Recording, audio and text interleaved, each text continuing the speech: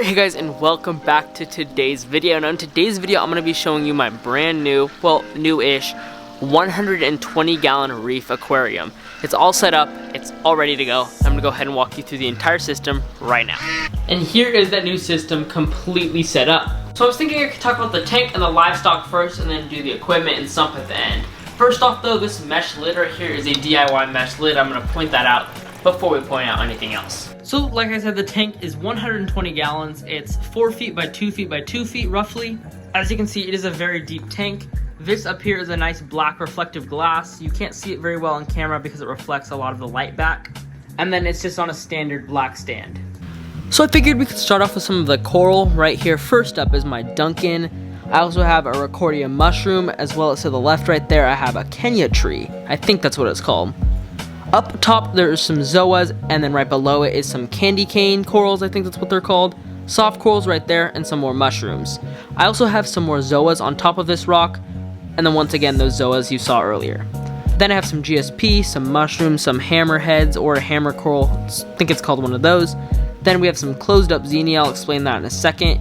And then right above it we have Anemone Island. Now the reason my xenia and anemones are mostly closed up is because I put a Polyp Lab reef safe medication in the tank, I guess you could say, and it was not reef safe at all. A lot of my corals closed up, and the anemones and xenia still haven't really recovered.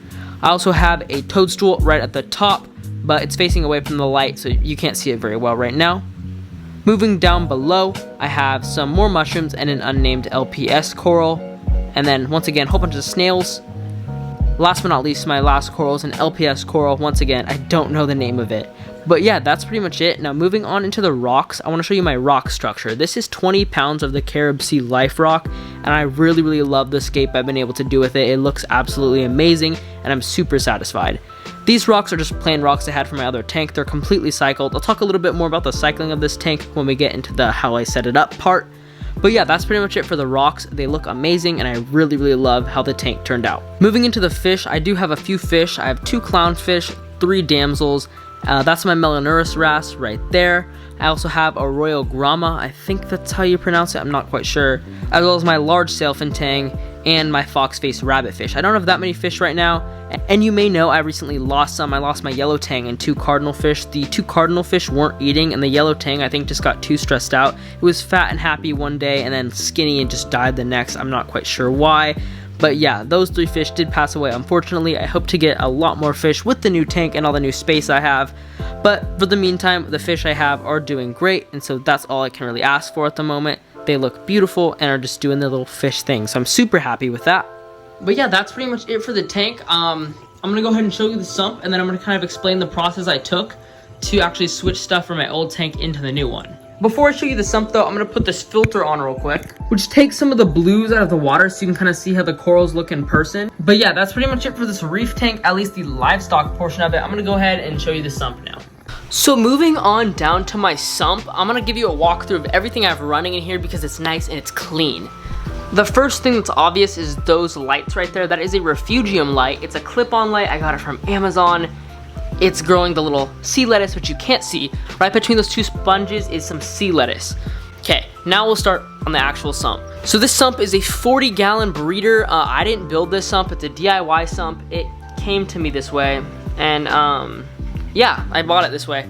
So starting at the left is where the water enters my sump. It runs through the drain pipe, and then it goes and hits my Aquatic Experts filter sock. Great filter sock. As you can see, it's already starting to get brown because it collects so much stuff. This water cleared up very fast. It only took like 2 hours for the tank to get crystal clear.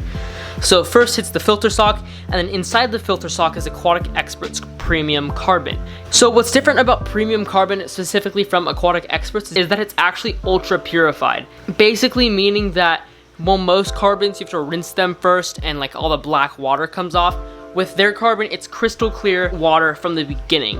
You can rinse it, but nothing happens. The carbon is so high quality that it's so clean. They put their carbon through an extensive process to get it that way, but all I know is that it makes it so much easier because all you have to do is dump the carbon into a media bag and throw it in your sump. You don't have to rinse it for like 20 minutes just to get every last drop of the dust out. It's completely dust free, and that's why I love their carbon. Next up, I have my Bubble Magus protein skimmer. I'm not using it right now just because the sump is foaming a ton. It's a new system, so the skimmer would probably kind of overreact. So it's just staying off for now. Right down here I have my two Eheim heaters. There's a 100 watt and there's a 200 watt, so 300 total watts of heating running on the system. Then it's just a whole bunch of live rock, just to help with some, you know, filtration. Really no big deal. It was on my old tank. I just threw it in the sump with this one. Moving on over, we have some Aquatic Experts bio balls back there just for extra filtration in this like little chamber. I have nothing really to put in there, so I threw some bio balls in there, and then I also have some more filter media in that mesh bag. That's an Aquatic Experts mesh bag. That's their high flow bag, and I threw in some sponges in there. I forgot what brand they're from, but they're like little H's. I'll put the brand in if I remember, but it was from Instagram or something, so I don't know how wide that brand is. That's probably why I can't remember it. But there's like some little filter media in there. And then on the right, we have my return pump, and that is my current USA return pump, which is just hard plumbed right back up to the tank. Also have my auto top-off sensor right there. Speaking of auto top-off, that trash can right there is my auto top-off reservoir. As the sump water level gets low, there's a pump in there that automatically turns on and fills the sump to make sure the tank stays at the correct salinity.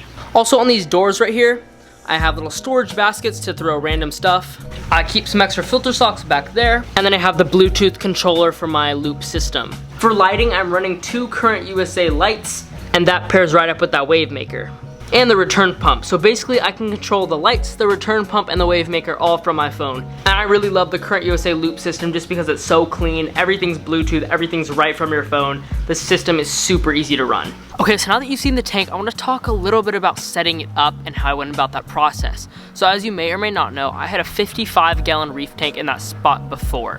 So basically how I went about this process was I first got a 100-gallon tote. I used to use it as my koi pond. It's basically a big stock tub.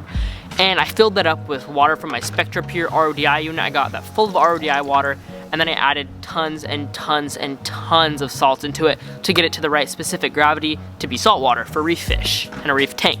So I got my big thing of salt water mixed up. I put a wave maker in there to get it all mixed up, and then I also put a heater in there to make sure it was the right temperature when I moved the tank. I did that like 3 days before I moved the aquarium, by the way, just so I had enough time to mix and heat up. Then what I did was I started draining the water in the 55-gallon tank on the day of moving it.